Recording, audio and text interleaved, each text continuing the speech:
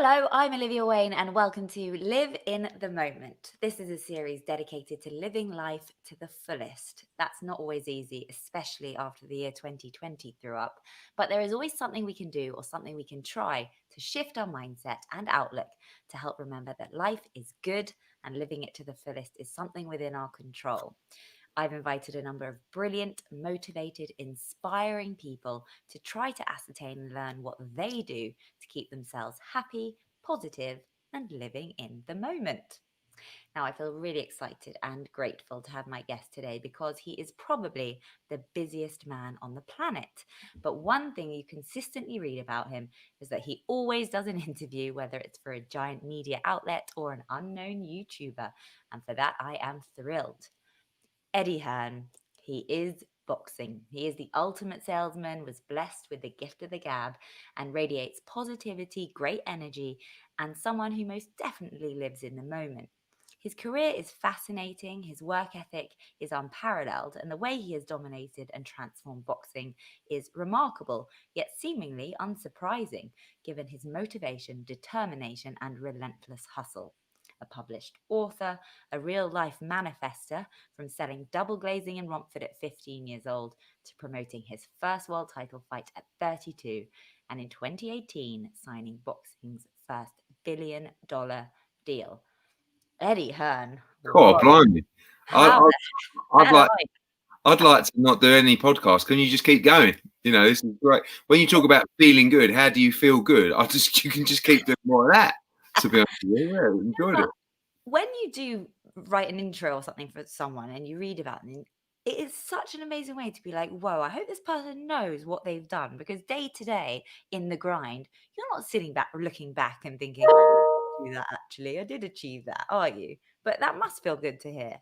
Yeah, I mean, I think that part of I've obviously through lockdown had the blessing of doing a lot of these podcasts, and I've got one as well for BBC, and I spoke to a lot of interesting people, and the common theme was no one is really sitting back going, oh, I can't believe I did that, or wow, I've cracked it, or we're on top of the game, we're unbelievable. It's always,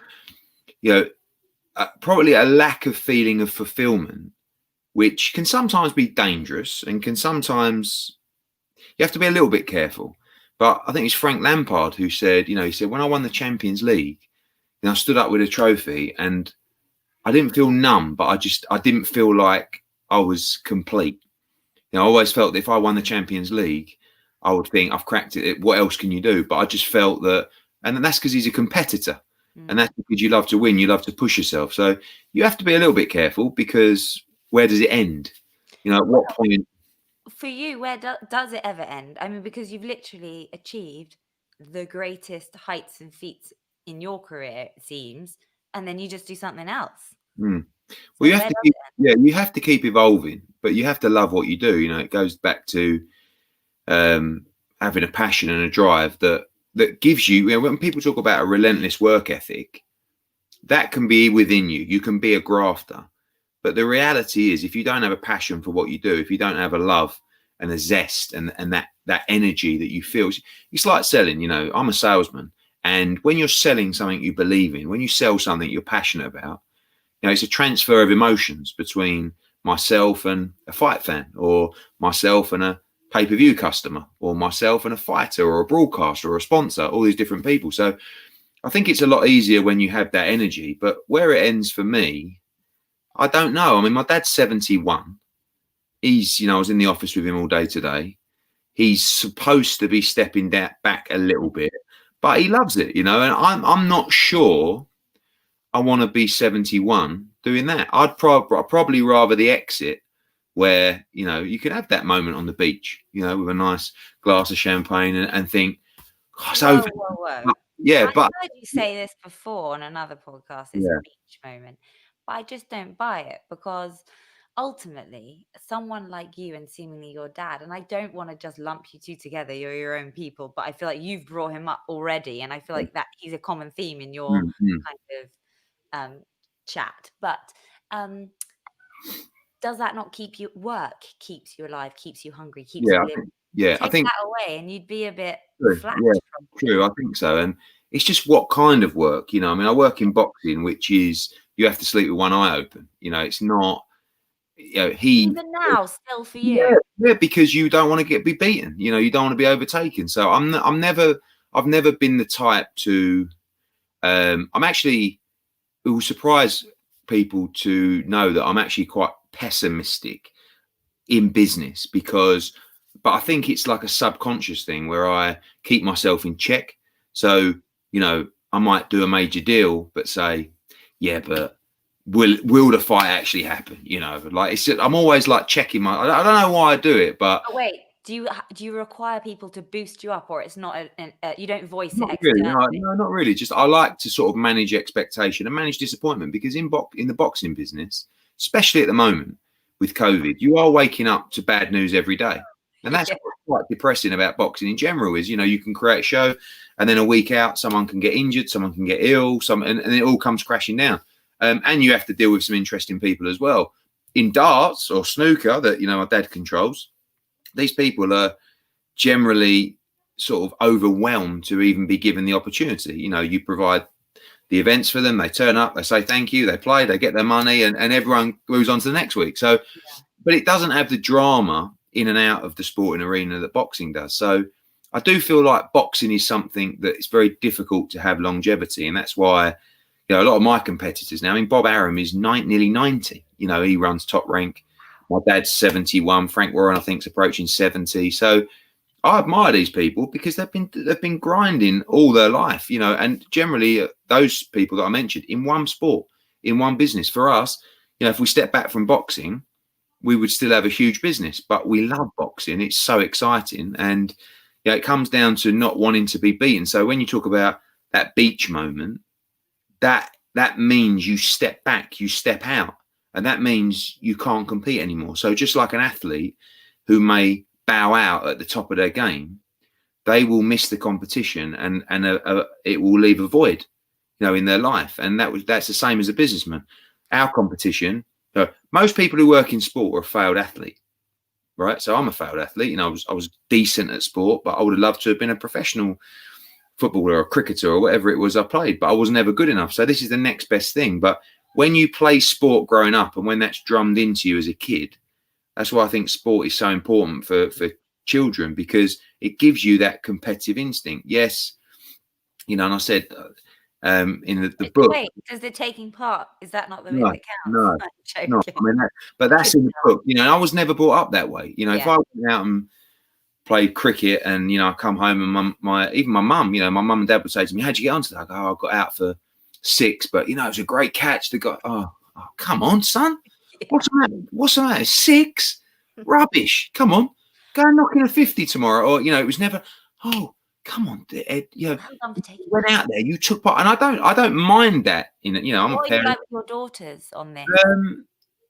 I mean, I will say, the sports day, I'm a bit of a nightmare. It's like, and you have to win this race. You have to win this race. I feel like sometimes that the pressure can be good. Pressure creates diamonds is a great saying. And I just think you have to know what people are about. Some people can't handle pressure. Some people thrive under pressure. But it's never a bad thing to be put under pressure, because you will learn so much. If you fail, you'll learn how to deal with that situation again. You So may wait, be. but you say so much, and I was like, I can't get in to ask I you on can't the stop thing. talking. But the pressure, this is a brilliant point, Mm, because your whole job, career, life is pressure. From like you're back to back to back all day. In a mm, normal life, you are on a plane, jetting in, jetting out, mm, having to be everywhere.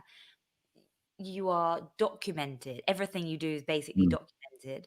How do you keep cool under pressure, or how do you use in a positive way for you? And for those listening or watching, that's just Eddie's relentless You know what? email. I tried to turn my emails off, and they just keep It's pinging through. But I think it's good for the podcast because Yeah. it Oh, it's shows. real. It is real. They're Yeah. not even really sending emails. I'm just doing it myself to pretend I'm busy. So, um, you know, I think How do you, not one, you. So this is about you.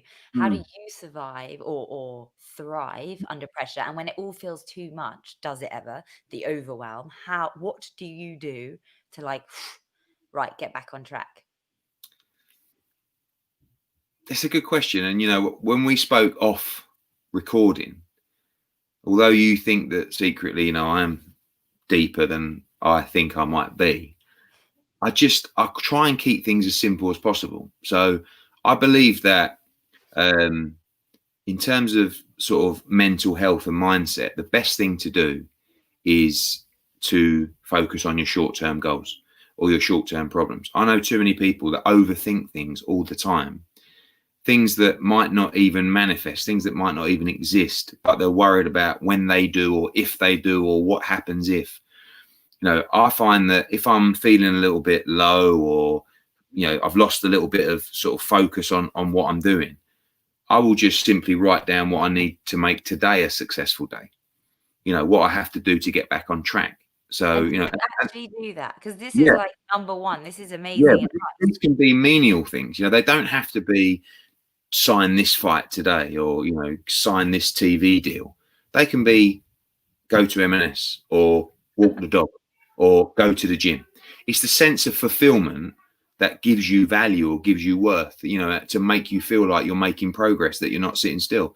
So if I write down, I might go to bed and think, oh, blimey, that wasn't a very productive day, and oh, this and that. And I'll just write down, I mean, a lot of it is work related, but, a lot of it will say, must send that contract, must try and do that deal, must try and make that fight, must go to the gym in the morning, walk the dog when I get in, or, spend some time and take the kids to the park or whatever it is. And then when you look back on your day, you go, tick, tick, tick, tick, tick. That was a good day. Okay, we're back. That for me works. I think too many people worry about things that, there's no value in worrying about till you get there. I have no problem with medium and long-term goals. But in reality, if you don't take care of the short-term problems, short-term goals, you'll never get there. It's a bit like running a marathon. If you start on the line and start thinking 26 miles, Jesus Christ, like that. But if you actually take it mile by mile by mile by mile, you'll break the problems down a lot easier. And I think that's a lot to be said with in life in that respect. And I think keep things simple. Don't overthink things. Focus on the short-term goals. So for me, when things get on top or you might get a little bit miserable, I mean, exercise is great. What do you do? What's your preferred exercise? I'm never really, I've run a marathon. Very impressive. I do run quite a bit. No, I'm like 6'5" and 16.5 stone. So like it's, but my dad ran about 11 marathons and he always took the mickey out of me and said, you will never run a marathon. So I actually got in and done it. And it was probably literally the worst for that to be like, well, I yeah, can. yeah. Wow. Yeah, probably the worst thing I've ever done. But I run still, Peloton a couple of times a week. I don't do it. I do it to try and stay healthy more than anything. Peloton. Can we just? Peloton's great. Is that the best? Yeah. So that's what I think is important. But I think when but you can always self-improvement is never ending, isn't it? And I've not moved on to the meditation and stuff like this, but this is something, anything's different that works for you. What works for me on that. Because I think meditation isn't literally sitting there quiet, but like your meditation might be in walking the dog, or you might do it in another way where you switch off some of the others, like probably not being around your phone or something. It's probably quite meditative for you.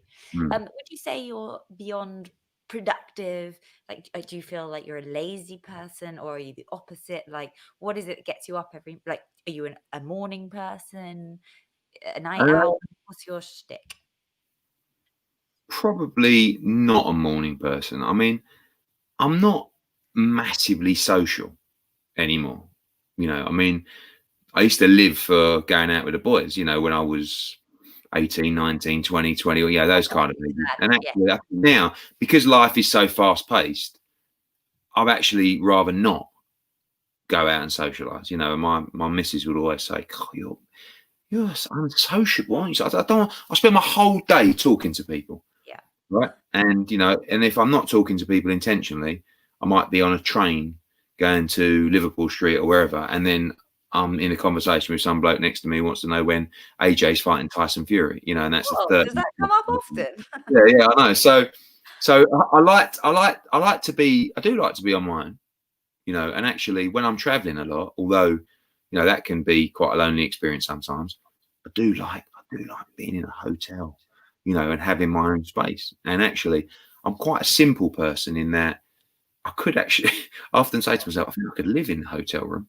I get up every morning, I just go to the office, go to work, come back, go for dinner, come back at 8 or 9, bosh, go to sleep, get up, it's cleaned again, off we go, and then I don't, again, that goes back to overthinking. I don't want for much. I don't feel like I go through my life saying, "Oh, I want that," and But I want.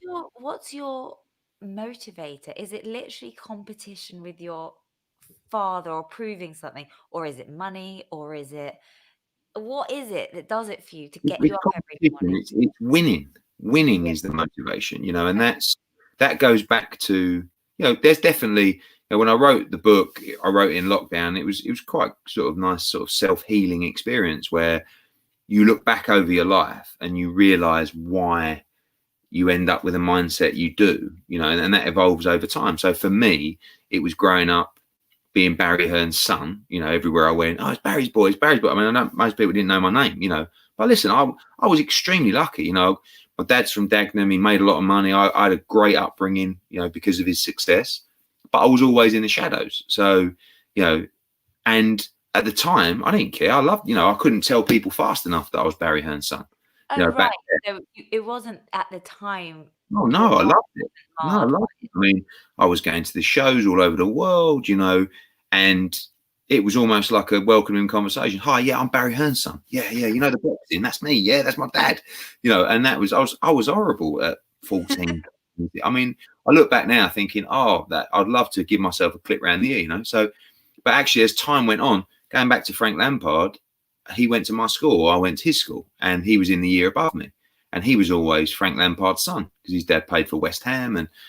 And when he got into West Ham at 17, everyone ridiculed him. I mean, even at school, because he was a good player, but you never watched him at school and think, wow, this kid's going to go on and play in the Premier League or Champions League.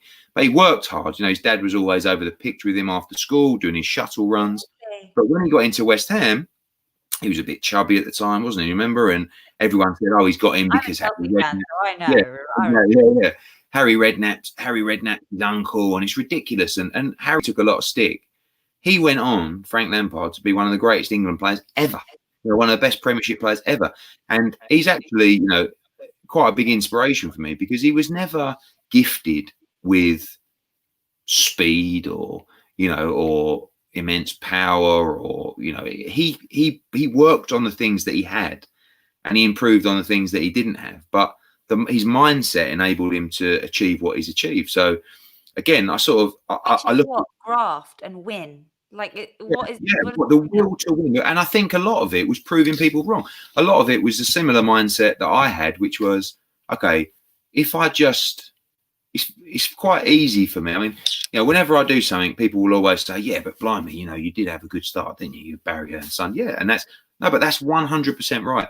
You have to play the hand that you're dealt. I was dealt a good hand, but the difficulty for me was to take what he had achieved to levels beyond where he'd achieved, and that was the only way that I could be deemed to be a success. If I went into the family business, if we just carried on doing what we're doing, that was it. That's, well, you're going to do that, Eddie, aren't you? Your dad's built that, and you've got these Sky deals, and okay, so how do we change the face of boxing? How do we expand globally? How do we, quadruple whatever our turnover? These are the targets that I set ourselves. But really, what we do, even to this day, me and my dad, it's competition. So we will sit down and plan the year financially at the start of the year, and he'll say, well, darts, I want to hit this number, boxing, I want to hit, and it doesn't matter if it's 1 million or 100 million. That's the number, and you have to beat it. And that comes back to sport again, So of course you want to beat your opposition, you want to beat your competitors, and that again goes back to sport. But So even though you work together, you're really each other's oh, biggest really? competitor. Yeah, because he has nothing to do with boxing, and I have nothing to do at the moment really with snooker. So I will tell him this is our numbers this year. Let me see snooker. I mean, but he's my best mate. So it's like But we get the equally, chance to I work together. think your dad and working with your dad keeps you living in the moment as well. Like, Mm. it probably fuels and keeps, like, you're quite lucky and privileged to spend all this time, but it not be in a kind of going around to visit my dad for a cup of tea. It's like mm, you get to be working, energized, pumped together. mm. And I'm sure he's very living, proud. living in the moment, which I know is what the podcast based Sorry. on. You know, it Yes. has to, no, but it has to come from enjoyment and a passion and fulfillment. And everything, all these topics of conversation always come back to a passion for what you do. What You know, was your passion going at when you were like, was this always the passion winning ultimately? Didn't matter in what, yeah, the just passion something. was what, I mean, I was, at sport, I was a bad loser, really, and I accepted defeat, but I always wanted to win. And normally by any means necessary. That was the kind of attitude that, cheating wasn't really up there, but whatever it took, to win is what we had to do. And I don't know, like I love to see. We're inspired by so many things at the business. Our head office is my old house where I grew up, so the business means a lot to us. Like my dad worked for years and years to establish that business, and I feel a obligation to keep the legacy moving and to take it to another levels. And I bounce off the buzz that he gets to see me doing that. I Yeah. know that he's proud. Proud of. He worked in boxing. He sees me now, and even probably the people that he was competing with 30 years ago, and he's sort of going, "God, smash them up," like, and but he's an inspirational character because he and I said in the book as well, and he takes the mick out of me for saying this, is I'm jealous that he came from nothing, right, and gets to feel probably a different way about things that I get to feel. And he says, "Oh, shut up. You wouldn't want to come from where I come from." And I said, "No, maybe not. But I never got the chance to make it from nothing. So this comes back to play the hand you dealt. But I know, sometimes I'll be walking around in the garden with him around his house, and I see him just, he loves land, right? And he'll buy some fields, and he'll just look over the field as if to say, I can't believe, as if to say, if you knew where I come from, you wouldn't believe this. And that's a highly inspirational story. Yeah. I never got the chance to do that. Maybe I Yeah. could have made, maybe I You can't. have But flipped again, yourself around, haven't you? yeah, I mean, but It went from it's being all levels, isn't it? It's levels. So if he's gone up 5 levels, so have I. But I just started at level 5. That's the difference. So, but sorry, you started off life as a spoilt, cocky little kid, yeah, and you flipped it. You've worked on yourself to be like hardworking, mm, humble, yeah, and grafting, not just accepting what was dealt to you. So I think mm. it's a different type of, It I is. guess, It's a different conquering. type of success and fulfillment. I mean, often I've got 2 daughters, 11 and 8, and we're doing a bit of homeschooling at the moment, and I just Oh, really? Do you do a lot of that? I try, I try. My temper is not the best, when I'm normally it lasts about 45 minutes, and my wife says to me, "Just go to work, just go." Yeah, thank you. I'm like, Bye. okay, I'll take that. You know what I mean? So, but for me, it's I was, and it was difficult in the upbringing that I had, not to be flash and cocky, to be honest with you. Like I wasn't a bad kid, but I was cocky. I was full of myself, and because of the environment that I lived in. So that for me is the most important thing as a parent, is to make sure that, yes, academically I would love you to do well, but just to have that respect and manners, and Mm. and it's difficult with 2 daughters because at the same time you work so hard. Would be the same if I had a son, but you want to spoil them. And that's what my dad was like with me. He wanted to make sure that I had manners and integrity, but he's he's made this money, he's Yeah. achieved it, and he wants you to share in that success. So and that's nice, and family for us is very important. So um it's a unique family. It is. May I It's ask you, I heard in an interview you said, the interviewer, I won't say who, riled me because he said, and what happens afterwards with Matchroom? Because, i.e., you don't have a son to pass yeah, it yeah, on. yeah. Now, I'm fully aware that, it's not necessarily right now. And I'm not like, obviously, I'm a feminist, but I'm not saying like, but, is there even a discussion, a thought, an interest from your daughters? Or is it I just got in in the trouble net? the other day with my wife and my sister because what I said is that I wouldn't want my daughters to take over the family business. Why? And I said, and if I had a son, I would probably push him to take over the family. This didn't go down well. And Oh what I was, no, I can imagine it wouldn't. but let me explain what I meant. Please do. I don't, the responsibilities that I felt to do it, I don't want them to have. I want them to find their own passion. And for me, this is what I was always destined to do. Right. From an early age, my dad would say, one day, son, you'll be running this and, get ready for this. And, this is probably when he started with his mate, this is a mobile, son. You'll have one of these mobile phones. This is a fax machine, son. And this is what it was like, Your mobile phone. Yeah, I would sit in his study and I would listen to him row and argue for hours because I was waiting for him to give me a game of table tennis or, whatever it was growing up. So what I meant by that when I said it was I want them to find their own passion. I don't want them to feel like this is what I have to do because I believe they can do anything. And I also know the pressures of what it brings. And the pressure of a family business is actually very different to, you live and you breathe it. And I can't imagine, yes, as a business owner, but it's different, when Why would they not handle the pressure and your son would? I don't want them to, I want them to be happy. I want them to be free, but probably because, and it's not boy or girl, it's just that I know how I was treated as the son, to the heir to the throne. That was how it was. And I would probably have that, but I never got it. There was no choice. It was just, this is what you will end up doing. And for them, I want to see if they can be athletes. I want to see if they could, be actresses or, whatever there was that they loved and not feel like, yeah, but I kind of got to do this, haven't I? I bet one of them will love promoting. And Probably, want to be the yeah. first major female promoter in Yeah, the business. no, I definitely don't want them working in boxing. Really, And it doesn't go down to male or female. It's just aggravation. I don't want my girls to have tons of aggravation in their life. I want them to be happy. I want them to enjoy themselves, and the whole male female thing is more because of probably my dad's mentality towards, my sister is a shareholder of the business. I mean, she was a Premier League producer at Sky for many years. She now runs a TV production arm at Matchroom. So she's massively involved in the business, but she was never told, right, and my dad has that old school mentality. I mean, my mum make sure every day to this day that there's a shirt ironed on the door for him in the morning. Old East End mentality, I mean, I don't get that. Where's my bacon and eggs in the morning? But that's right, because women say no. And the world's changed massively, and rightfully so, by the way. But back then, that was the mentality. It was, I go to work, you take care of the house and the kids, and when I come home, we'll have a bit of dinner, and don't forget my shirt in the morning.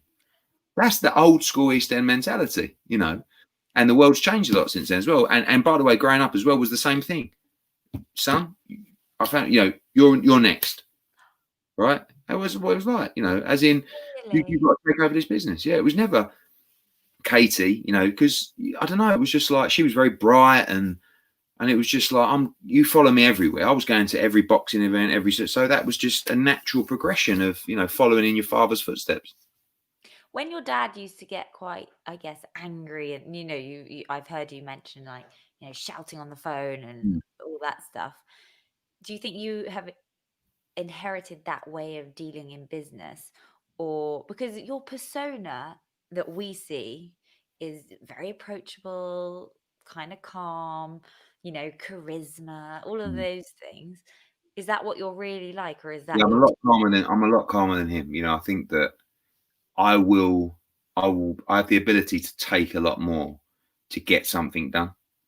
Like he'll say, sometimes we'll be in a meeting or he'll say to me, what's happening? And I'll say, arguing with this fighter or this manager, and he wants this and he wants this and he wants this. And he's like, tell him to.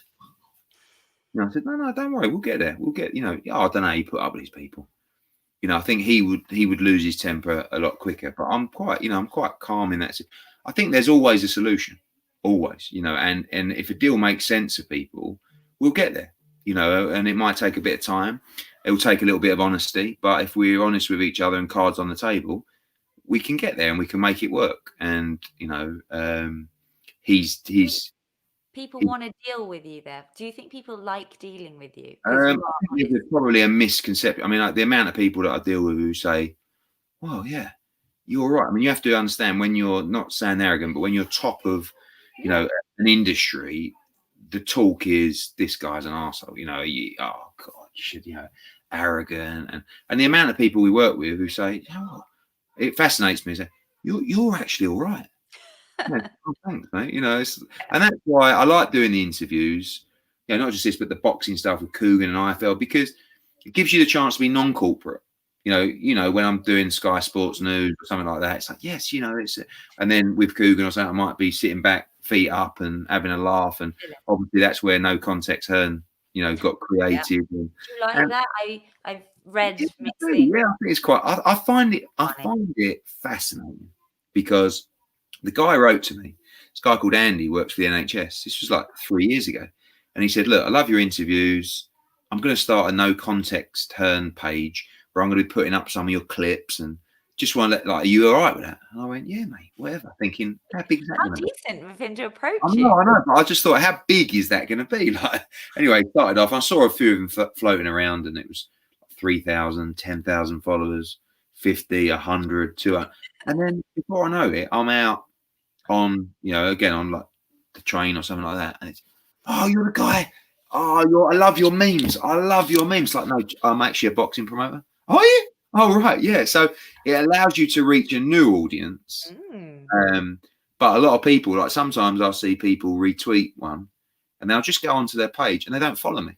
So they don't know who I am or what I do. They're just laughing at, you know, it was even like, I think Liverpool won the Premier League and the first thing Virgil van Dijk posted was a picture of me, right? Doing something like, job done, off we go, you know, la-di-da and a couple of beers or something like that. And I just messaged him and I said, you know, nice one, mate. He was like, "Oh, you legend, Eddie." I'm thinking, what?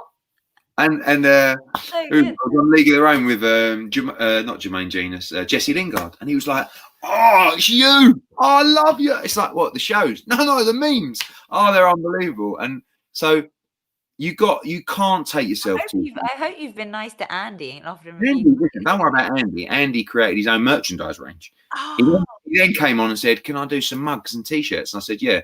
20% to Haven House, which is a hospice we support, which he, you know, ended up sending him a nice few thousand. And he's doing all right, Andy. Don't worry about that. He's doing mugs and t-shirts and everything. But you can't. I think if you take yourself too seriously, like, you become quite unlikable and quite bitter, and like, you know. And that's one thing I think you always have to be careful of, is becoming bitter, because it's easily done in a business of aggravation. Like, again, it goes back to in boxing. So many things go wrong that you can wake up with a negative mindset. It's almost like, you know, I'll go to bed, America's happening, and then I turn on my phone in the morning and it's like, oh, this didn't happen, or so and so's out, or especially now, so and so's got COVID, or this country's shut down, this state shut down with no crowds now, the venue's not taking any bookings, and it's like, here we go again. you have to laugh. You have to just go, "This is hilarious," you know. And Is that what you do? So it's like you just have to balance out the wins and the losses every day. So it's like, oh, blimey, and then something good happens there. Right, what's next? What you got for me? Oh, what a disaster! Right, oh, back over here. You know, it's a game. It's a game. Life's a game. Business is a game, and you have to play it and you have to enjoy it, and you can't take it too seriously. So I think. wanted to ask you about COVID for you. How have you adapted? Obviously, you're like grounded, which is not normal for you, because aren't you in America and all over the world? Yeah, I've just come back actually. That's why it's not a summer. You have been traveling. Yeah, I've been over. I mean, we're lucky enough I mean, I was actually talking to some people at work today who are in the office, and they're like, we feel privileged that we can actually go to work, you know. And it's a weird environment where, you know, we really recruit at a junior level and we let people grow through the business. A lot of our senior guys have been there since 16, 17, and we love that. We love to see people grow through the business. So a lot of the younger kids are saying, like, this is like all my friends are at home and just working from their lounge all day, can't move, you know, and now we're getting the opportunity to come in here. We're getting the opportunity to be at live events. So we're lucky as a sport or all elite sport is able to continue. The difficulty for us is obviously a different kind of model, less revenue coming from the gate, no crowd.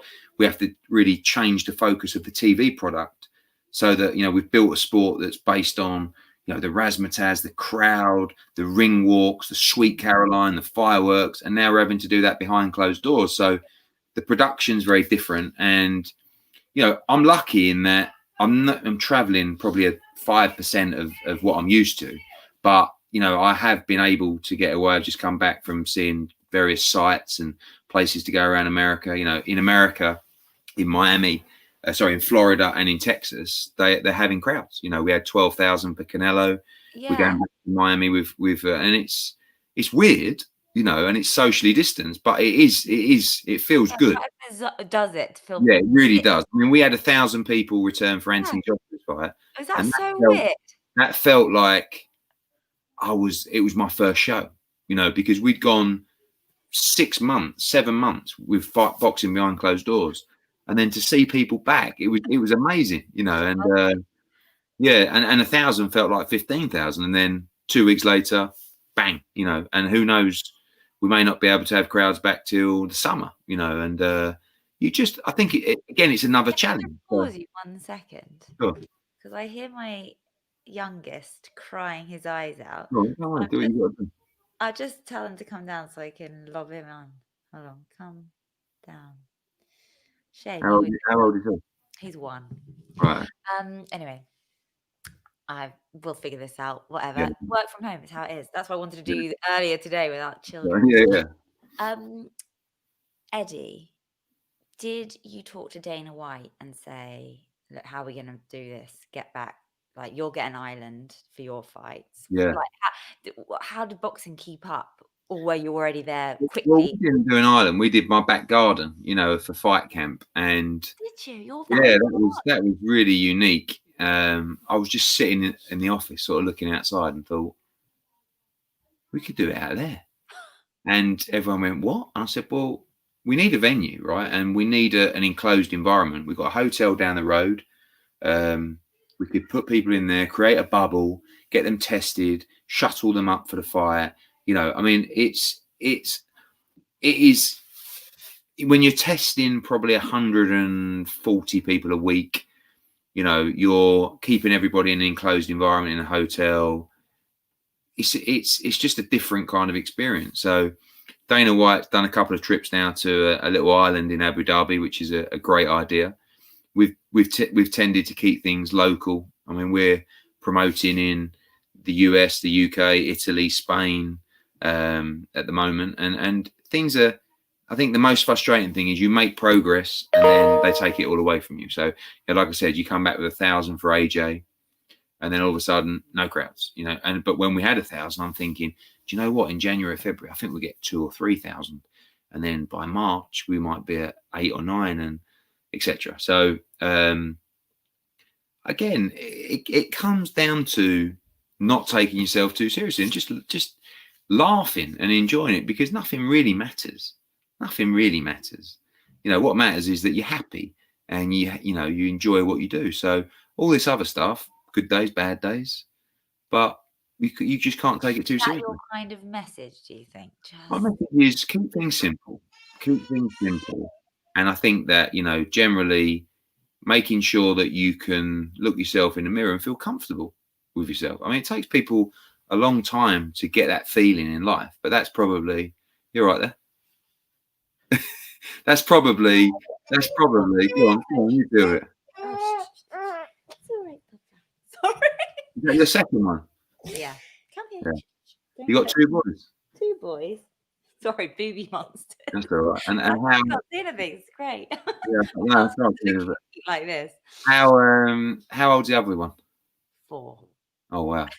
So he should My, be fine. Anyway, my, but fine now. He's on. Chill. my sister's son's 4 twins. Hilarious, yeah.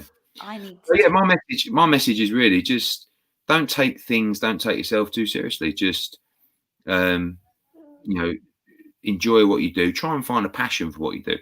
I think there's a lot of people who are in jobs or careers that don't really want to be in those positions, and I think that for me makes me realise how lucky I am, because I see a lot of people go out, getting a job, sit at their desk, and just clock watch what time I've got, and leave, and then.